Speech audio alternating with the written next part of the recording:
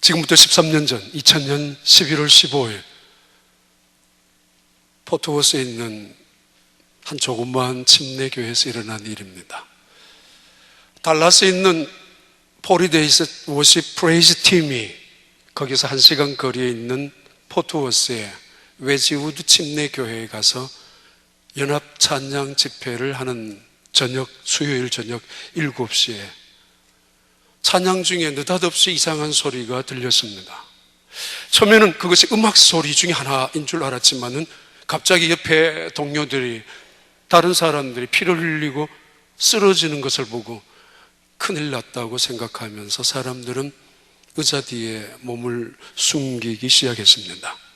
그리고는 순식간에 그 자리는 아수라장이 되고 말았고, 그 자리에 있었던 100여 명, 그 이상의 150여 명이 정도 되는 젊은 청년들은 사시 떨듯 전부 다 숨을 죽인 채 의자 밑으로 기어 들어가 있었습니다. 잠시 침묵이 흐른 다음 총을 들고 있었던 그 젊은 청년이 소리를 치기 시작합니다. 물론 그 전에도 이미 소리를 쳤지만은 음악 소리가 멈추고 난 다음 조용한 순간에 그의 목소리는 숨어있는, 떨고 있는 모든 사람들 귓잔에 아마 칼처럼 들려왔을 것입니다. 대충 이런 이야기입니다.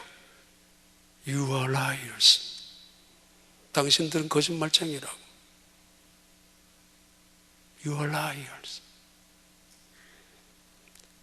물론 시작은 shut up, 시끄럽다고, 닥치라고, 예배당에 와서 찬양하고 있는데 온 몸과 마음을 다하여 하나님을 향하여 찬양하고 있는 순간에 느닷없이 들어왔던 이 젊은 청년, 나중에 그의 이름은 30살 토마스 애시브룩이라는 사람이었습니다.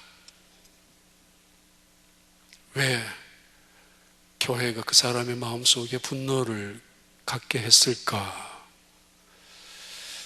왜 교회는 그 사람의 가슴 속에 증오심을 만들어줬을까? 물론 악한 영이 순식간에 들어가서 분명히 방해한 것, 그리고 사람을 죽인 것은 사실입니다만은 이미 그 전에 무엇 때문에 교회에 대한 분노가 이글거리고 있었을까? 아주 오래전에 나온 책입니다.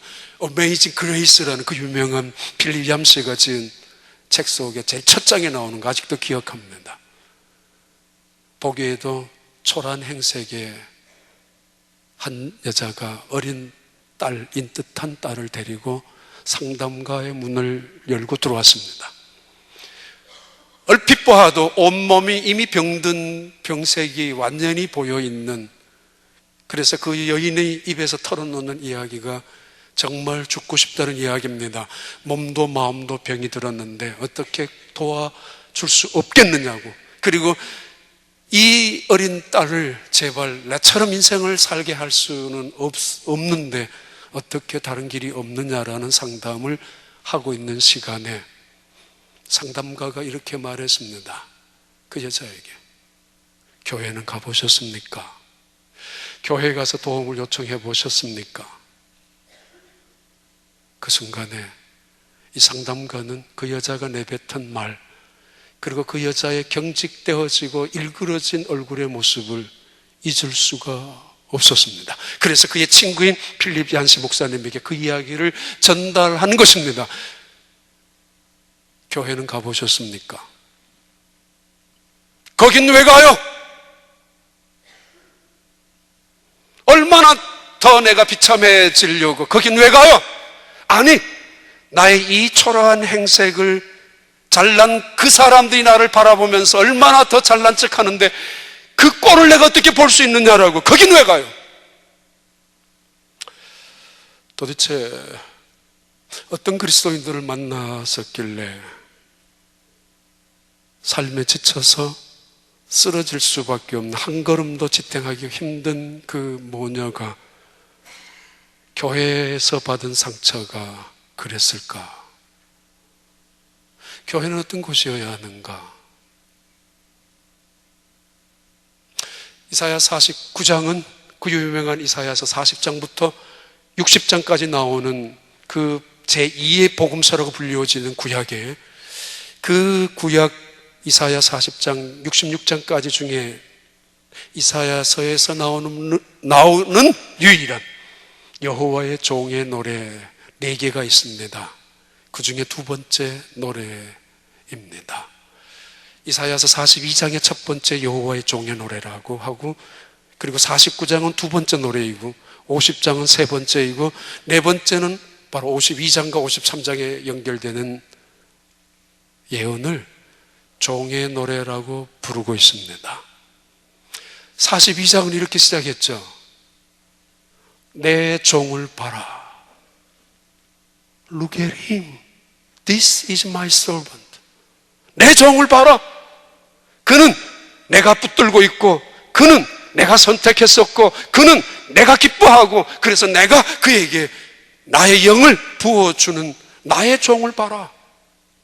그렇게 시작했던 여호와의 종의 노래 이사야 42장의 말씀은, 그는 새하지도 아니하며 낙담하지 아니하며, 그는 상한 갈 때도 꺾지 아니하고 꺼져가는 등불의 심지도 끄지 아니하시는 그 종, 이 땅에 공의를 베푸시는 그 종, 그는 고집 때문에 자기 주장을 위하여 소리치거나 또는 길가리에 나가서 떠들지 아니하는 그런 종이라고, 그렇게 시작했었던 첫 번째 노래 42장입니다. 49장, 이것은 1인칭으로 말합니다. 섬들아 들으라. 먼 곳에 있는 모든 백성들아 귀를 기울이고 내게 와서 들으라. 대단히 중요한 시작의 예언이기 때문에, 그는 나의 종이라고 예언했었던 3인칭의 예언에서 49장의 내용의 예언은 나는 여호와의 종이라고 1인칭으로 바뀌기 시작하면서 49장의 이 종의 노래는 훨씬 더 구체적인 노래가 계속됩니다. 그리고는 50장, 더 나아가서 52장, 53장의 세 번째, 네 번째 여호와의 종의 노래는 정말 하나님께서 이 땅을 향하는 종을 보내시는데 그 종이 어떤 종인가, 그 종이 이 땅에 와서 무슨 일을 할 것인가를 보여주는 예언, 그런 노래입니다. 여기서 우리는 네 가지 정도는 질문을 던져야 합니다. 첫째는 왜 꼭 종이어야 하는가? 하나님의 아들의 노래라고 부를 수도 있을 텐데, 혹은 메시아의, 혹은 만왕의 왕 아닙니까? 왕의 노래라고 말할 수 있어야 할 텐데 왜 굳이 종의 노래라고 하는가? 또 굳이 하나님은 끝까지 내 종을 보라, 나는 하나님의 종이다, 여호와의 종이다 라고 말하는 종의 노래인가? 왜 종이어야만 하는가? 라는 첫 번째 질문과 동시에 두 번째 질문은, 이 종은 하나님의 아들로 메시아로 오셨던 그분이지만 분명히 종으로 오셨던 그분, 왜 고난이 필요한가 말입니다. 굳이 고난이 꼭 있어야 됩니까? 왜 꼭 그렇게 어려운 고통 속에서 하나님의 일을 해야만 합니까? 세 번째, 그가 보내시는 종은 이 땅에 와서 무엇을 위하여 오시는가? 도대체 왜 오시는가?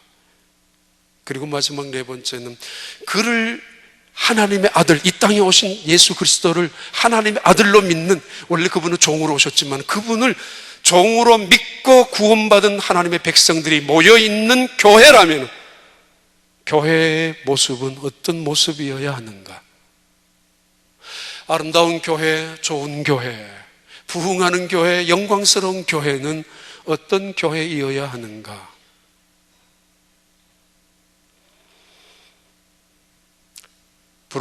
에시 브룩이라는 이 청년이 총을 쏘면서 소리쳤던 그 분노, 그 증오, 거짓말장이야, 사기꾼들이야, 위선자들이야, 떠들지 마! 라고 소리치고 있었던 그 순간에 마지막 7번째 총에 맞은 사람이 있습니다. 모두가 다 꼼짝 못하고 의자 밑에 숨어서, 당연히 그 순간 아마 어떤 분들은 기억할 것입니다. 자기 가게에 총을 들고 온 사람들, 만난 사람들 여러 명 있잖아요. 그 짧은 순간이지만은. 그런데 한 사람이 벌떡 일어났습니다. 살은 사람들의, 생존자들의 이야기입니다. 그 사람이 일어나서 NO! 그러면서 지저스라고 말하는 순간에 총을 맞았다고. 바로 1년 전에 콜럼바인 하이스쿨에서 있었던 캐시 버니라는 여학생의 이야기도 알 것입니다. 나 예수 믿는 사람이라고 말하는 그때 동료 학생이 그 여학생을 총으로 쏘던 이야기. 아마 어쩌면 그것이 기억났는지, 아니면은 예수 믿는 사람들이 다 거짓말장이고 사기꾼들이고 위선자라는 말을 들으면서 아니라고 말하고 싶었는지, 아니면은 예수라는 말 순간에 총알이 나가며 죽는 그 순간, 사람들은 어쩌면 예수를 믿는 사람들이 거짓말장이처럼 보일는지 모르지만은 예수는 아니야. 예수를 구주로 영접을 한번 해보라고 제대로. 그 말을 하려고 하고 싶어서 모욕당하는 예수님, 그리스도인들 때문에 짓밟히는 하나님의 영광, 숨어있지만은 자기의 목숨보다도 더 견딜 수 없는 자신의 마치 모욕처럼 느껴져서 벌떡 일어나서 그 총 앞에서 NO! 단호히 말했던 그 사람, 그 젊은 청년의 가슴 속에 예수는 무엇이라고 말하고 싶었을까요? 살고 싶은 사람들이 다 벌굴 떨고 있었던 그때인데, 오늘 본문의 시작입니다. 49장 1절 말씀은 이렇게 시작합니다. 섬들아 내게 들으라. 먼 곳 백성들아 귀를 기울이라. 여호와께서 태에서부터 나를 부르셨고 내 어머니의 복중에서부터 내 이름을 기억하셨으며. 왜 종이어야 하는가? 왜 하필이면 종인가에 대한 물음의 해답일 수 있을 것입니다. 오늘 장로님 기도하시는데 주의 사자 이렇게 말합니다만, 주의 종이라는 단어보다는 주의 사자라는 단어가 더 좋게, 더 높일 수 있는 단어 이미지가 있기 때문에 그 단어를 쓸 것입니다. 그러나 사실은 주의 사자라는 말은 한문으로 연결해 보면은 심부름꾼이라는 이야기입니다. 심부름꾼이에요. 근데 어렸을 때 교회 가면은 대부분 장로님들이 기도할 때 우리 교회 주의 사자 목사님 이렇게 기도했습니다. 저 어렸을 땐 대충 사자 하면은 높은 사람인 줄 알았습니다. 그리고 사자 하면은 숲속에 있는 호랑이 사자라고 생각이, 이미지가 훨씬 더 많이 있었습니다. 사자. 그런데 사자가 아니고 종입니다. 전 개인적으로 종이란 단어를 훨씬 더 좋아합니다. 종이란 단어는 에베드이고 사자라는 단어는 엥겔로스입니다. 엥겔로스. 델리버리하는 전달자. 메시지를 갖고 보내주는 메센저, 혹은 하나님의 굿뉴스를 전달해주는 헤럴드 역할을 하는 것을 엥겔로스라고 하는데, 한마디로 심부름꾼입니다. 단순히 하나님의 심부름만 하는 전달자를 엥겔로스, 천사 같은 사자라고 합니다. 성경은 계시록의 사자를 제외하고는 한 번도 하나님의 종들을 사자라고 부른 적은 없습니다. 종이라고 부릅니다. 종, 에베드, 사역의 내용이 무게가 있고, 그래서 종, 에베드, 그 사역 때문에 신중하게 철저히 순종하고 최선을 다하고 살아가는 태도, 그것이 가르쳐주는 에베드, 종입니다. 종에게 가장 중요한 것은 확신과 자신감입니다. 섬들아 들으라. 먼 곳에 있는 백성들아 귀를 기울이고 와서 봐라. 나는 누구인 줄 아느냐? 나는 종이야. 언제부터? 확신하고 자신합니다. 그러기에 흔들림이 없습니다. 그러기에 여기저기 기웃거림도 없습니다. 아니 그러기에 이런 장애물이나 방해물 따위에 넘어지거나 실망 포기하지도 않습니다. 자신 있기 때문에. 교만이 움켜잡는 자신이 아니라 내가 누구인가, 나를 누가 종으로 삼아준가를 알고 있기 때문입니다. 나는 내 어머니의 모태에서 여호와께서 내 이름을 부르셨다고, 카라라고.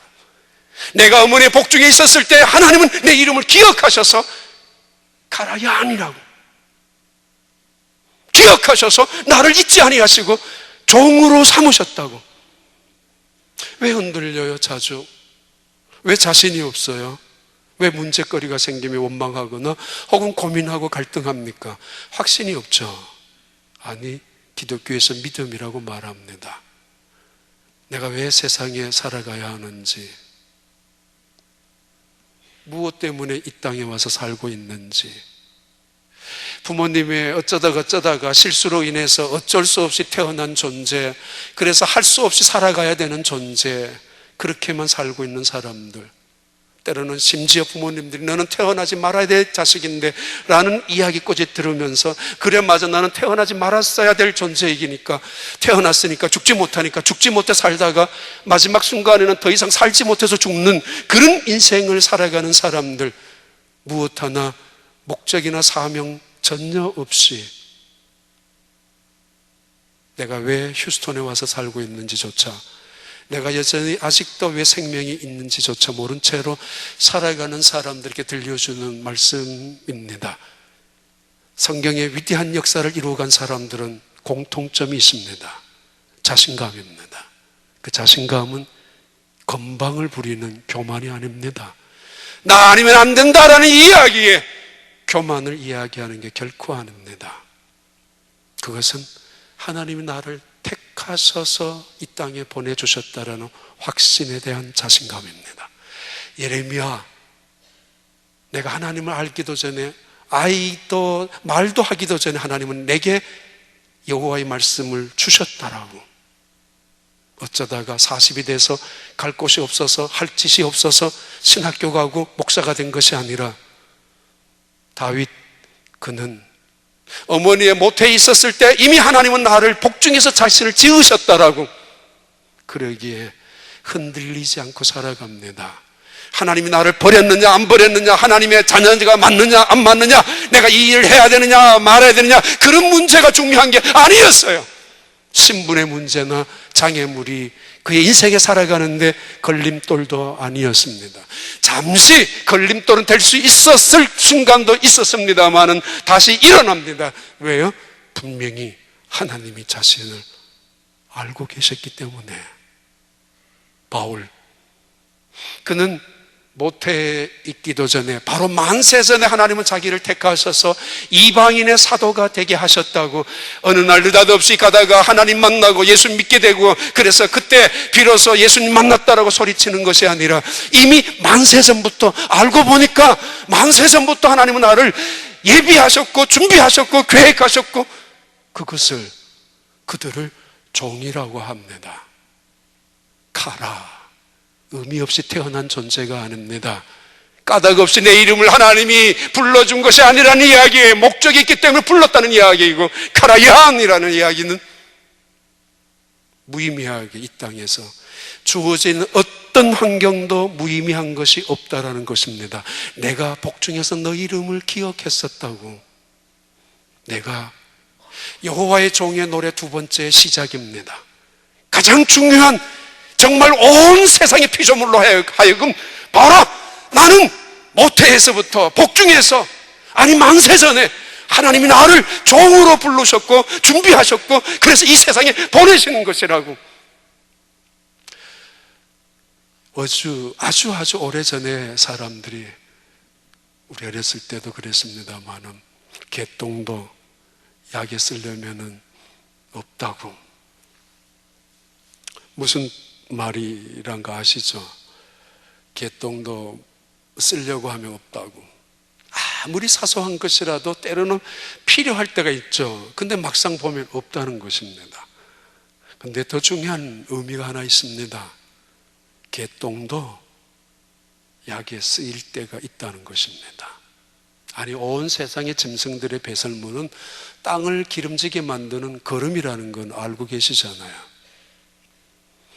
허준이라는 드라마나 책 속에 나오는 대부분의 이야기에 보면은 사람들이 노는 날이면은, 아니 늘 한가할 때는 반드시 배낭을 짊어지고 들판으로 그리고 산으로 올라갑니다.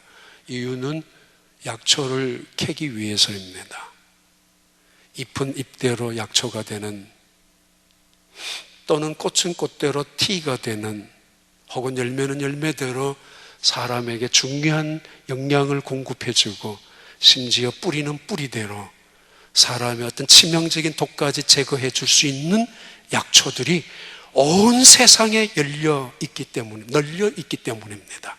무엇 하나 소용없는 것이 없다라는 이야기죠. 하나님께서는 사실은 의학이라는 이야기는, 약품이라는 이야기는 이 온 세상에 있는 나무 껍질 속에서, 뿌리 속에서, 열매 속에서, 잎사귀 속에서 우리가 몰랐던 것을 찾아내고 추출하고 그것을 발효시키고 그것을 함께 만들어가지고 약을 만드는 거 아니에요? 우리의 몸을 치유, 회복시키는 거, 우리 몸을 다시 재생시켜 나가는 것들은 온 세상에 사실은 열려져 있습니다. 약국으로 달려가고 병원으로 찾아가지만은 옛날에는 당연히 산으로 가야 합니다. 근데 중요한 거 하나 있죠. 세상의 모든 약초들 직불이 하나도 저절로 있는 게 아닙니다. 사람에게 필요한 것들입니다. 이 세상에 필요한 것들로 하나님께서 창조해 놓으셨다는 것입니다. 개똥보다야 나은 인생 아닙니까? 죄송합니다, 표현이.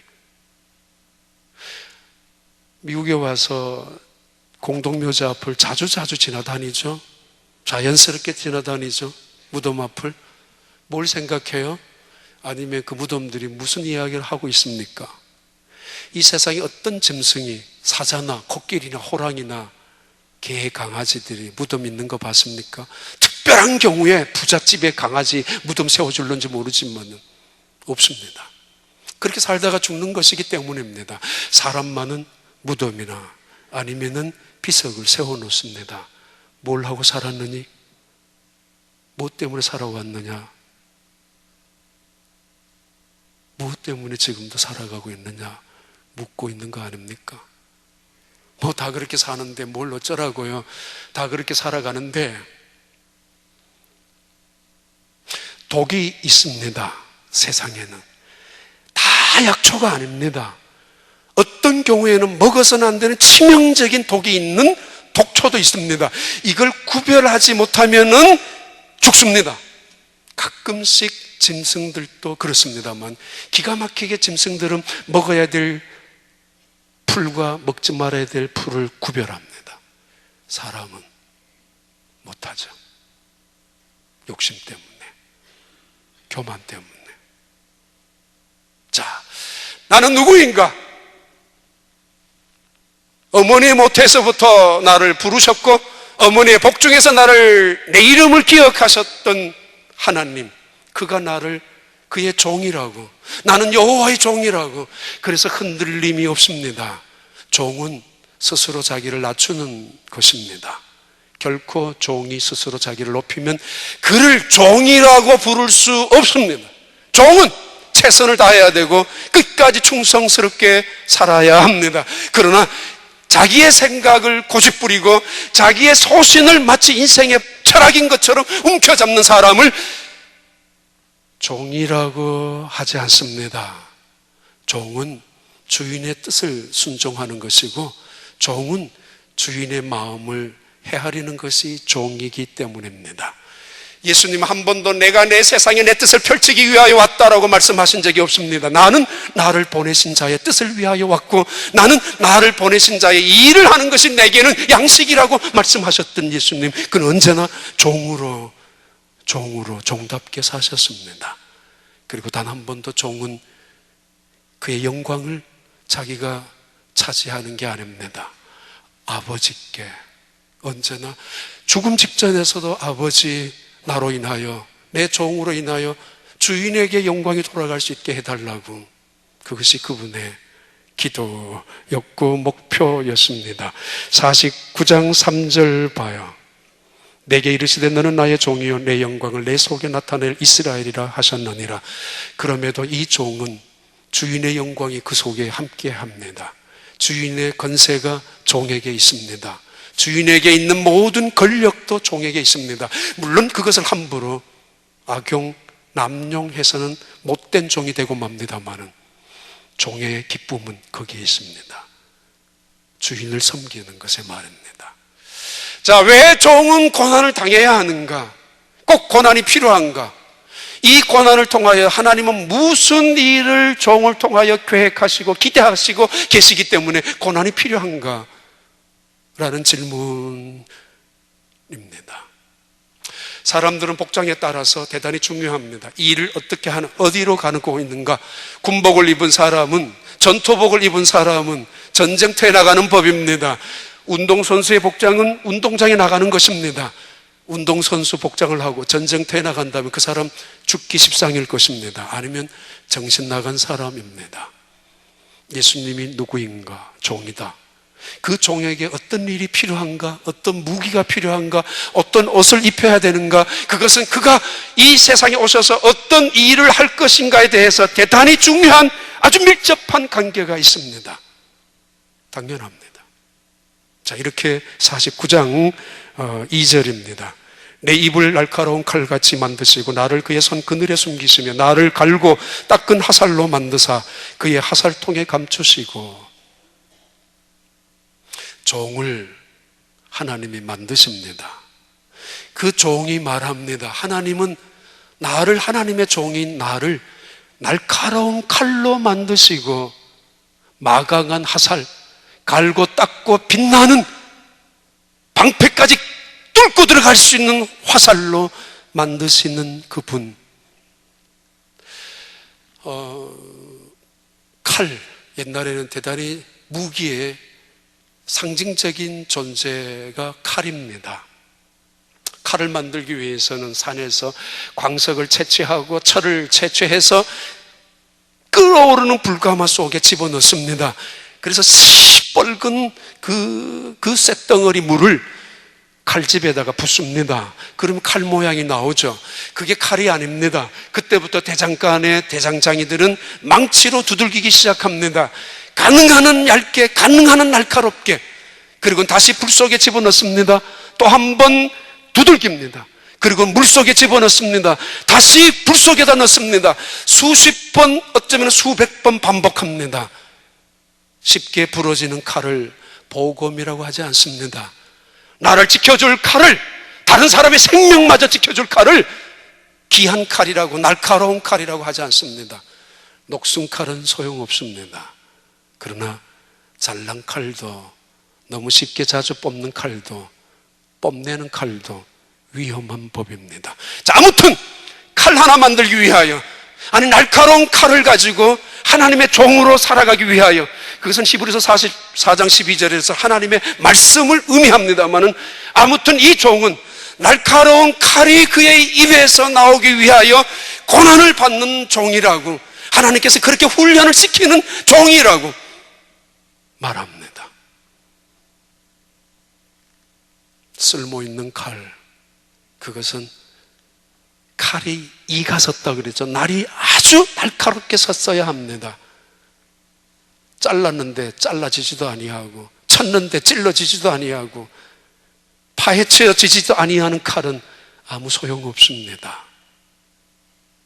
고난 속에서 만들어지는 하나님의 종에 대한 고백이고, 동시에 그는 갈고 닦은 화살이라고, 그런 종으로 만들어지고 있고, 하나님은 그의 종을 마강한 화살처럼 만드시는 분이라고 말씀합니다.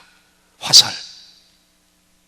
이것은 칼보다가 먼 거리를, 창보다가도 훨씬 더 먼 거리를 공격할 수 있는, 그 당시에서는, 옛날에는 대단한 비상한 수단입니다. 그러나 이것은 절대로 집중력이 중요합니다. 정확한 명중률이 대단히 중요합니다. 어설프게 일한다고 적당히 어리뭉청 이렇게 일하는 게 아니라 사탄의 머리를 기어이 밟는 것, 적의 심장부에 숨통을 끌어넣는 것, 그게 화살의 역할입니다. 그러기 위하여 화살에 있는 시위 그 줄을 팽팽해야 합니다. 언제든지 긴장 속에 있어야 합니다. 늘어진 거, 튜닝하는 것처럼 한두 번씩 튜닝 해줘야 되는 거 아닙니까? 아니, 화살은 날마다 해야 합니다. 그리고 화살촉, 어설프게 촉이 되어 있으면 부러집니다. 지가 부러집니다. 뚫지도 못합니다. 팔을 맞추기 위하여 화살을 던지는 게 아닙니다. 화살을 겨냥하는 것은 관역의 중심, 명중을 하기 위하여 화살을 쏘는 법입니다. 어깨에 쏘는 것이 아닙니다. 집중을 위해서. 인생의 성공, 실패의 가능성은 집중력에 달려있다는 거 아시죠? 하나님은 이 하나님의 종을 마강한 화살 같은 존재로 훈련시키고, 세상에 수없이 많은 유혹 덩어리가 있고 세상에 수없이 많은 곳에서 손짓하고 있지만은 거기에 쉽게 넘어가지 아니하는 인간의 목표가 무엇이고 그의 일이 무엇인지를 결코 잊어버리지 아니하고 한순간에도 마침내 적의 심장부를 향하여 꿰뚫고 지나가는 화살의 역할을 하기 위하여 훈련받는 종. 그러면서 하나님은 그의 손그늘에 날카로운 칼을 숨기시고 갈고 닦은 화살을 그의 화살통에 감추시는 분 말합니다. 실력 좋은 칼을 함부로 뽑는 것 아닙니다. 그렇다고 언제나 칼집에만 있어서 칼은 아닐 것입니다. 어떤 사람의 칼은 사람을 죽이기도 하고 어떤 사람의 칼은 사람을 살리기도 하고, 하나님의 말씀의 칼, 그 칼은 생명입니다. 하나님의 말씀은 살아있고 운동력이 있어 좌우의 날선 검보다도 더 예리하여 혼과 관절과 영을 찔러 쪼개기까지 우리의 말씀을. 그런데 사람들의 모순이 있죠. 하나님의 말씀 앞에서는 깨어지고 쪼개지지 아니하고 세상 사람들의 아니면 사람들의 이상한 소리에 상처를 받아서 밥맛 잃어버리고 입맛 잃어버리고 잠 잃어버리고 속상하고 분노하고 죽는 사람도 있습니다. 마귀가 사용하는 칼이라는 거 아십니까? 사탄이 즐겨 사용하는 방법이라는 거 아십니까? 날카로운 칼을 숨기시고 마강한 화살을 감추시는. 얼마 전에 한국의 영화가 최종병기 활이라는 영화가 있었는데 대충 이해합니다. 청나라 군대가 우리나라에 들어와서 우리나라 사람들 인질 포로로 한 50만 명을 데리고 갔는데 그 중에 사랑하는 자기의 여동생이 붙잡혀 갔습니다. 결혼하는 날 붙잡혀 가는데 그 여동생을 살리기 위한 오빠가 활을 잘 쏩니다. 그런데 평소에는 한 번도 활을 쏜 적이 없습니다. 잘 쏘는 척도 하지 않았습니다. 훈련하라 그래도 한 번도 한 적이 없습니다. 그러나 그는 활 하나를 가지고 동생을 찾아내기 위하여 압록강을 건너가고 결국은 청나라 그 장수들을 하나씩 죽여나가는 그러한 영화인데, 그 대단한 집중력입니다. 하나님은 우리를 훈련시키시고 우리를 사용하실 때 언제나 두 가지 방법입니다. 숨기십니다. 그리고 드러내십니다. 감추십니다. 그리고 높이십니다. 숨기실 때, 낮출 때 너무 답답해하지 마십시오. 왜 이렇게 오래 기다려야 되느냐고, 나만 왜 이렇게 오해를 당하고 핍박을 당해야 되느냐고 너무 원망하지도 마십시오. 가장 안전한 시간이 하나님이 숨겨주시는 은밀한 초막간에 있는 시간입니다.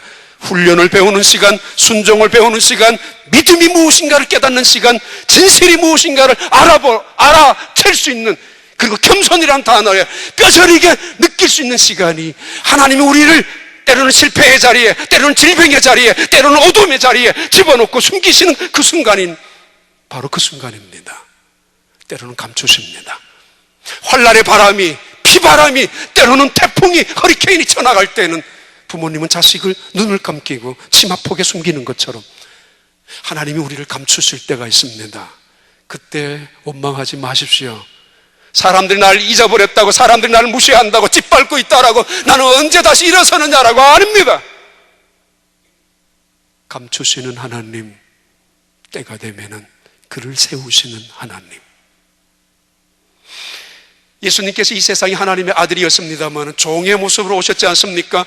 그러면 사람들이 멸시하고 그를 미워하고 그리고 간원들의 종처럼 대접을 받을 수밖에 없었던 예수님, 한 번쯤은 오기 부를 수 있습니다. 야, 이것들 봐라, 내가 누군 줄 알아? 이것들 봐, 내가 어떤 존재인데 감히 한 번쯤 호통을 치고 한 번쯤은 일어나서 난 종이 아니야, 하나님의 아들이야, 감히 어디에다가 침을 뱉어, 누구에게다 손가락질을 해, 누구에게다가 채찍질을 하냐 말이야. 그럼에도 그분은 그 소리 안 했습니다. 그냥 감추어진 그 자리에 묵묵히 종의 길을 걸어가셨습니다. 왜요? 날카로운 칼이 되어서, 마강한 화살이 되어서 무엇 하시려고요? 그의 임무와 역할이 주어지는 내용이 나옵니다. 49장 한번 봐봐요. 6절입니다. 같이 읽겠습니다. 그가 이르시되 내가 나의 종이 되어 야곱의 지파들을 일으키며 이스라엘 중에 보존된 자를 도로에 오게 할 것은 매우 쉬운 일이라. 내가 또 너를 이방의 빛으로 삼아 나의 구원을 베풀어서 땅끝까지 이르게 하리라. 두 가지의 사명이 나옵니다.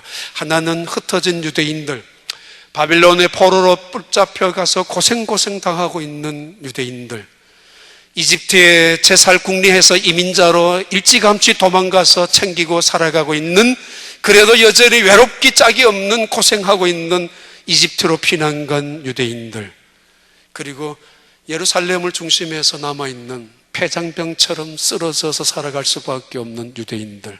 상처투성입니다. 실망 가득합니다. 하나님도 우리를 버리셨다라고 절망하고 있는 그들, 온 마음속에는 어두움으로 가득 차 있는 그들, 여호와의 성전에 가서 어떻게 다시 예배를 회복할 수 있을 것인가, 이제는 끝이라고만 생각하고 있는 그들을 바로 날카로운 칼을 가지고, 바로 마강한 화살을 가지고 훈련받았던 예수 그리스도, 하나님의 종으로 오신 그분이 그들을 모으시겠다고, 그를 모을 것이라고, 교회의 본질적인 모습, 교회의 아름다운 모습입니다. 저런 사람이 교회를 왜 오느냐고요? 당신은 교회 오면 안 된다고요? 이 사람은 교회 와서는 안 되는 사람이라고요? 누가 그러든가요? 물론 거기서 끝나면 안 됩니다. 허준의 이야기 가운데도 나오는 글 중에 보면은 세상에 널려 있는 게 약초인데 혹시 위험한 게 독초가 있잖아요. 이 독초를 제대로 발효를 시키고, 혹은 이 독초를 다른 약초와 섞어 놓아서 발효를 시키고 액을 따내었을 때는 우리 몸에 치명적인 독을 단번에 치료할 수 있는 약이 될 수 있다는 겁니다. 그 독초가. 여러분의 인생을, 지금까지 살아가고 있는 모든 인생을 쓰레기통에 담는다면 뭐가 될까요? 악취가 나죠. 발효하면 할수록 쓰레기통에 들어가면 좋은 것도 있고 뭐 나쁜 것도 있지만 다 악취가 됩니다. 쓰레기통은 그럴 수밖에 없습니다. 아니, 역사는, 시간은 그럴 수밖에 없습니다만은, 그러나 하나님의 말씀과 내 인생이 섞어지기 시작하면 달라집니다. 사람의 말이 아니에요. 사탄과 마귀의 심장불의 숨통을 끊어지게 하는 그리스도의 능력을 통하여, 아니, 그리스도가 십자가에 사탄의 머리를 찢밟고 우리를 위하여 흘리신 그 보혈을 내 인생에 접촉시키기만 시작하면 독이 아닙니다. 살아납니다. 이방인들을 구원하게 되는 이방인의 빛이 되기 시작합니다. 유대인들을 치유할 뿐만 아니라 이것은 쉬운 일이다, 너는, 그러나 이방인 땅끝까지 이르러 이방의 빛이 되어서 온 세상에 그들을 구원하는 빛으로 우뚝 세워질 것이라고 말합니다. 흑암에 있는 자들에게 나오라, 갇혀있는 자들에게 풀어져라, 병든 자들에게 일어서라. 죽음 속에, 죄 속에 있는, 주어져 있는 수많은 사람들을 향하여, 온 세상을 향하여 여기 빛이 있다, 생명이 있다라고 외치는 교회, 그것이 교회의 본질, 세상을 향하는 교회의 사명입니다. 이방인의 빛으로 삼아서 땅끝까지 구원을 베풀 것이라. 그래서 흑암에 있는 자들이 빛으로 나올 것이고, 그래서 죽음 속에 있는 자들이 생명 가운데 불러지게 할 것이라. 그것이 교회, 그것이 교회이어야 합니다. 교회 와서 그리스도의 보혈이 하나님의 말씀이, 날카로운 칼 같은 하나님의 말씀이 내 인생을 찔고 자르고 쪼개고 죄를 향하여 여지없이 파헤쳐 나갈 때 내가 새로운 인생으로 거듭나는 법입니다. 사람의 말에 의해서 상처받지 마세요. 하나님의 말씀으로 인하여 치유받게 되기를 바랍니다. 성령의 빛을 통하여 세상에 빛을 비추어 나가는, 내 인생이 이것 가지고 뭘 할 수 있느냐라고요? 아니 나는 어쩌다가 태어난 인생이고 할 수 있는 것은 아무것도 없다라고요? 누가 그래요? 개똥도 약이 쓸 때가 있다는데 맞습니다. 어떻게 태어난 인생인데, 어떻게 키워진 인생인데, 지금까지 하나님이 우리에게 먹여주시고 입어주시고 인도하시고 지켜주신 것인데 아무렇게나 산다고요? 결론입니다. 이사야서 49장에 나오는 마지막 말씀은 4절입니다. 이렇게 말합니다. 같이 읽습니다. 그러나 나는 말하기를 내가 헛되이 수고하였으며 무익하게 공연히 내 힘을 다하였도다. 참으로 나에 대한 판단이 하나님께 있고 나의 보응이 나의 하나님께 있느니라. 그리고 7절, 이스라엘의 구속자, 이스라엘의 거룩한 신이신 여호와께서 사람에게 멸시를 당하는 자, 백성에게 미움을 받는 자, 간원들에게 종이 된 자에게 이같이 이르시되, 자, 종으로 오신 예수님, 종으로 사셨던 예수님, 그리고 종으로 살아가는 우리들, 일을 했죠. 그런데 고백합니다. 내가 한 게 아니었다고. 내 힘이 아니었고 내 지혜, 내 똑똑함이 아니었다고. 오히려 나는 무익했었고, 오히려 나는 헛수고였었고, 오히려 나는 하나님 일을 그르칠 수도 있었는데 오직 하나님이 내게 힘을 주셔서 하셨다고. 봉사의 아름다움의 끝은, 섬김의 아름다움의 영광은, 봐! 잘했지? 내가 했어! 봐! 멋있지? 우리가 했어! 야, 이것 봐! 인간의 자랑을 드러내는 것이 하나님을 섬기는 봉사에서 아름다운 결론이 아닙니다. 아니, 예수 이분, 하나님의 종 메시아 이분만큼 말씀을 건세 있는 자처럼 외쳤고 기적과 능력을 마음대로 행했던 분이 어디에 있습니까? 봐라! 나 같은 종이 어디 있느냐? 봐라! 이런 일을 행한 자가 과거에도 지금도 언제 있었느냐? 한 번도 그런 적이 없었습니다. 오히려 말합니다. 내가 헛수고했다고, 오히려 나는 무익했었다고, 하나님이 주신 힘을 통해서 했을 뿐이라고. 봐, 잘됐지? 기도했어. 봐, 잘했지? 우리 모두가 하나님의 은혜 속에서 이루어진 것이야. 봐, 하나님의 영광이 드러나지. 끝나고도 기쁨이, 끝나고도 영광이, 끝나고도 그 일을 통하여 마음속에 여울이 남아 있습니다. 실망하지 않습니다. 허전하지 않습니다. 박수 소리가 없다라고 불평하지도 않습니다. 아니, 안 해! 라는 이야기 따위도 전혀 하지 않습니다. 나 무익한 종이었다고. 종이 누구란가 아시잖아요. 나는 오히려 멸시와 오히려 미움을 받았다고. 그리고 간원들의 종으로 살았다고. 아니, 이럴 수가 있습니까마는 그렇게 종으로 사셨던 그 예수님, 그 하나님의 아들 종, 정말 사람들은 그를 무시했고 정말 사람들은 그를 업신여겼습니다. 거긴 왜 가요? 다시는 교회 가기 싫어요. 그 잘난 척하는 사람들 꼴도 보기 싫어요. 그 사람들 앞에 내 이 못난 모습을 보여주면서 그 만족해하는 거 싫단 말이에요. 그 여자는 다른 것을 못 보았습니다. 겉모양만 보고, 아니 하나만 보고 예수님을 평가하려 드는 대부분의 사람들의 불행이 거기에 있죠. 예수님도 멸시와 미움을 받았습니다.